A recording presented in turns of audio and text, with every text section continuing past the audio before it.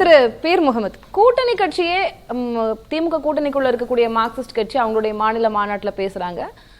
கடுமையான ஒரு சில கேள்விகளை தான் முதலமைச்சரை நோக்கி முன்னெடுப்புறாங்க. கூட்டணி கட்சியே இப்படி நெருக்கடி தருவது போல பேசுறது, விமர்சிக்கிறது, அதை எப்படி புரிஞ்சுக்கிறது? நான் அதை நெருக்கடியாக பார்க்கவில்லை. அவர் என்ன சொல்கிறார் என்றால், முழுக்க ஒரு ஆக்கப்பூர்வமான ஒரு உரையாடலை ஒரு மக்களாட்சியின் வரையறைகளுக்கு உட்பட்டு, இந்த கூட்டணி தர்மத்துக்கு உட்பட்டு தான் அவர் பேசுறாரு. நீங்க அவருடைய பேச்சை முழுமையா கேட்டாலே தெரியும். மரியாதைக்குரிய மாண்புமிகு முதலமைச்சர் அவர்களே, அதாவது இந்த வழக்கு போடுகிறீர்களே, திருமுனை கூட்டம் நடத்தினீங்கன்னா அடுத்து என்ன கேட்கிறாரு, நாங்க செந்தொண்டர் அணிவகுப்பு நடத்தணும்னு முதல்ல பெர்மிஷன் கொடுக்கறதா காவல்துறை சொன்னாங்க. இரவுல கூப்பிட்டு தலைவர்களை கூப்பிட்டு இல்ல செந்தொண்டர் அணிவகுப்புக்கு அனுமதி இல்ல அப்படின்னு சொல்றாங்க.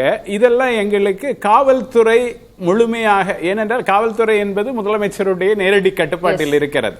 எனவே முதலமைச்சருடைய நேரடி கட்டுப்பாட்டில் இருக்கக்கூடிய காவல்துறை என்பது நியாயமாக நடந்து கொள்ள வேண்டும் என்கிற ஒரு கோரிக்கையை தான் அவர் அழுத்தம் திருத்தமாக பாலகிருஷ்ணன் அதில் வைத்திருக்கிறார். இதை தான் நாம் அதில் பார்க்க வேண்டும் அல்லது எடுத்துக்கொள்ள வேண்டும் என்று நான் கருதுகிறேனே தவிர, இது ஒட்டுமொத்தமாக கூட்டணிக்குள் இது ஒரு பெரிய சவாலான ஒரு சம்பவமாக நான் பார்க்க தேவையில்லை. ஏனென்றால் கூட்டணிக்குள்ள தான் அவங்க தான் சொல்ல முடியும், சுட்டி காட்ட முடியும், காவல்துறை உங்க கட்டுப்பாட்டில் இருக்கிறது ஐயா, காவல்துறை இது போல சில நேரங்களில் அவர்கள் அராஜகமாக நடந்து கொள்கிறார்கள்.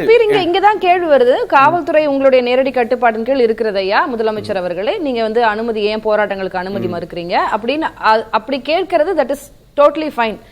நீங்க தமிழக முதலமைச்சரை பார்த்து நான் கேட்கிறேன், நீங்க என்ன அறிவிக்கப்படாத அவசர நிலையை பிரகடனப்படுத்தி இருக்கிறீங்களா? காவல்துறை கட்டுப்பாடு இல்லாமல் செயல்படுகிறது. திராவிட மாடல், அதுக்கு தமிழகத்துல ஒரு மாற்று அப்படின்னா அது இடதுசாரி மாடலாக இருக்க வேண்டும். அது போக தொழிலாளர் உரிமையை, விவசாயிகள் உரிமையை பறிக்கும் போது, அரசு ஊழியர்கள், ஆசிரியர்கள் அவங்களுக்கு கொடுத்த வாக்குறுதியை நிறைவேற்றாமல் இருக்கும்போது அதுக்கு நாங்க முன்னின்று போராட்டத்தை நீங்க வாக்குறுதிகளை நிறைவேற்றல வரைக்கும் தொடுறாரு, அது வரைக்கும் தொட்டு பேசுறாரு. அப்போ அது ரொம்ப ஒரு அழுத்தமான விமர்சனமாகவும் அழுத்தமான கேள்வியாகவும் இருக்கு. கனமானது அவர் பேசினது, நம்ம அதை அப்படி கடந்து போயிட முடியுமான்னு கேட்கிறேன். அதான் அது ஒரு ஆக்கப்பூர்வமான விமர்சனம். கூட்டணிக்குள்ளே இருந்து அப்படிப்பட்ட ஒரு குரல் வருவது என்பது ஆக்கப்பூர்வ, ஒரு மக்களாட்சியில் ஒரு ஆக்கப்பூர்வமான நடவடிக்கை என்பது ஒன்று. இன்னொன்று, மிக முக்கியமாக நீங்கள் சொன்னது போல காவல்துறை என்பது ஒரு துறை, அது அரசு என்பது ஒரு 54க்கு மேற்பட்ட துறைகள், இப்போது எண்ணிக்கையை பார்த்தால் 60க்கு மேல் கடந்து செல்கிறது துறை என்று பார்த்தால். எனவே ஒரு துறையில் உள்ள ஒரு பிரச்சனையை முதலமைச்சருக்கு சுட்டிக்காட்டுவதற்கு ஒரு மாநாட்டை அவர் பயன்படுத்தி இருக்கிறார் என்று பார்க்க வேண்டுமே தவிர, இது ஒட்டுமொத்தமாக கூட்டணியில் இது ஒரு பெரிய சலசலப்பை அல்லது ஒரு சங்கடத்தை உண்டாக்கிவிட்டது என்று நாம் எக்ஸ்ட்ராபோலேட் பண்ணக்கூடிய அளவுக்கு அது இல்லை என்பதுதான். சேகர் பாபு அவர்கள் ஏன் அப்படி ரியாக்ட் பண்ணணும் அப்படின்ற ஒரு கேள்வியும் வருது இல்லையா? அப்போ கோரிக்கைகள், அவருடைய கோரிக்கைகள் என்னன்னு அறிந்து பரிகாரம் செய்யப்படும் அப்படின்ற அளவு சொல்றாரு. ஆனா இப்ப என்ன நெருடல் பாலகிருஷ்ணன் அவர்களுக்குன்னு புரியல. ஏன்னா இவ்வளவு நாட்களாக அரசனுடைய பல்வேறு திட்டங்களையும் புகழ்ந்துரைத்தவர் தான் அவர். இப்ப என்ன நெருடல் அவருக்குன்னு புரியலன்னா, நெருடல் வந்துருச்சா அப்படின்ற அந்த ஒரு கேள்வி இருக்கு. இல்ல பாலகிருஷ்ணன் ஐயா அவர்களுடைய விமர்சனங்களுக்கு இவர் மட்டும் இல்லை, ஏற்கனவே பள்ளிக்கல்வித்துறை அமைச்சர் அன்பில் மகேஷ் பொய்யாமொழி பதில் சொல்லி இருக்கிறார். அதே போல இப்போது சேகர் பாபு அறநிலையத்துறை அமைச்சர் பதில். எனவே இது எப்பவுமே கூட்டணியில் ஒரு விமர்சனம் என்று எழும்போது அந்த விமர்சனத்துக்கு பதிலளிக்க கடமைப்பட்டதாக அரசாங்கம் இருக்கிறது. அந்த வகையில் அவர்கள் இந்த அவர் ரொம்ப ஒன்றும் காரசாரமாக எல்லாம் சேகர்பாபு பேசல. நீங்க பாத்தீங்கன்னா, சில நாட்கள் முன்னால் வரைக்கும் வாயார புகழ்ந்து கொண்டிருந்தீர்களே, இந்த திராவிட மாடல் அரசு என்பது உங்களுக்கு அப்போது விமர்சன பூர்வமாக நீங்கள் பார்க்கவில்லை, இன்று ஏன் விமர்சிக்கிறீர்கள்? அதே கேள்விதான் இங்கேயும் ஒரு சில நாட்களுக்கு முன்னாடி வரைக்கும். இப்போ நமக்கு சாம்சங் போராட்டம் நடந்தது, பல்வேறு தளங்கள்ல தொடர்ந்து போராட்டம் நடந்துகிட்டு தான் இருக்கு. ஏன்னா நம்ம செய்தியில இருக்கோம், நம்ம தொடர்ந்து அதை பத்தி பாக்குறோம். விமான நிலைய விரிவாக்க போராட்டம், டங்ஸ்டன் போராட்டம், அப்படி இப்ப சாம்சங் தொழிலாளர்கள் போராட்டத்துல முன்னின்று நடத்தினது, மார்க்சிஸ்ட் அதனை முன்னின்று நடத்தினது. அப்பவுமே அவங்க கிரிட்டிசிசம், ஆளுங்கட்சியை நோக்கி விமர்சனங்களை முன் வச்சாங்க. ஆனா ரொம்ப ஒரு சாஃப்டான ஒரு தன்மையில இருந்தது. இப்போ மாநில மாநாட்டுல கே பாலகிருஷ்ணன் பேசியது போல அது நிச்சயமாக இல்லை.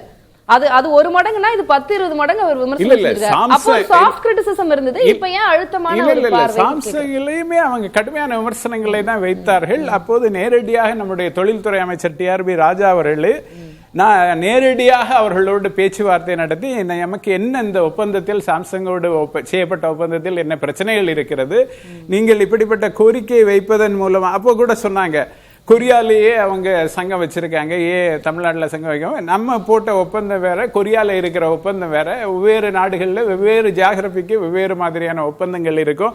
அந்த விளக்கம் எல்லாம் அளிக்கப்பட்ட, ஆமா, அதுக்குள்ள நாம போக தேவையில்லை. இருந்தாலும் இது நம்ம ஒரு ஜனநாயக தன்மையில் மக்களாட்சியில ஒரு பெரிய மாண்புள்ள தமிழ்நாடு, ஒரு 100 வருஷ மரபு இருக்கிறது, ஒட்டுமொத்த இந்தியாவுக்குமே மக்களாட்சிக்கு வழிகாட்டக்கூடிய ஒரு மாநிலமாக இருக்கிறது. எனவே இந்த உரையாடல்கள் ஆக்கப்பூர்வமான உங்களுடைய பதிலா நான் அதை எடுத்துக்கிறேன். திரு ரமேஷ் அவர்களுடைய விமர்சனத்துக்கும் நீங்க பதில் சொல்லணும் அப்படின்னு நினைக்கிறேன். இதை ஒரு தோழமை சுட்டலாவோ ஆக்கப்பூர்வமாவோ பார்க்க முடியாது. 2026 வரப்போகுது. எல்லா கட்சிகளும் அது அவங்களுடைய ஓட் பேங்க் அப்படின்றத தாண்டி எல்லா கட்சிகளும் அந்த 26 நோக்கி தான் போவாங்க. அவங்களுடைய பார்கென் வேற வலிமையை இன்னும் அதிகப்படுத்தணும் அப்படின்ற இது ஒரு அரசியல் பார்வை இருக்கு, இதுல ஒரு நோக்கம் இருக்கு அப்படிங்கிறார்.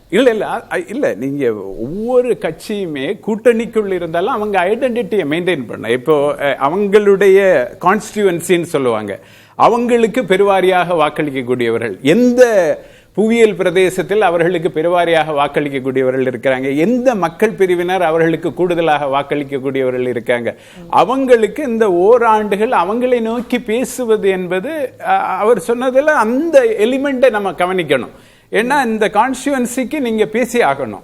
என்னுடைய தொண்டர்களை நான் உற்சாகப்படுத்த வேண்டும். நம்ம ஏற்கனவே காங்கிரஸ் விமர்சனம் செய்த போது, கார்த்தி சிதம்பரம் விமர்சனம் செய்த போது நான் பேசணும் அல்லவா, அவர் தொண்டர்களை உற்சாகப்படுத்துவதற்காக நாங்கள் கேட்டுக்கொண்டுதான் இருக்கிறோம், நாங்கள் பேசிக்கொண்டுதான் இருக்கிறோம், நாங்கள் எந்த இஷ்யூவையும் நாங்கள் விடவில்லை என்கிற அவர்களுடைய கொள்கை ரீதியான அணுகுமுறையில் நாங்கள் எந்த அளவிலும் தடம் புரளவில்லை என்று சொல்வதற்காக அவர்கள் பேசுகிறார்.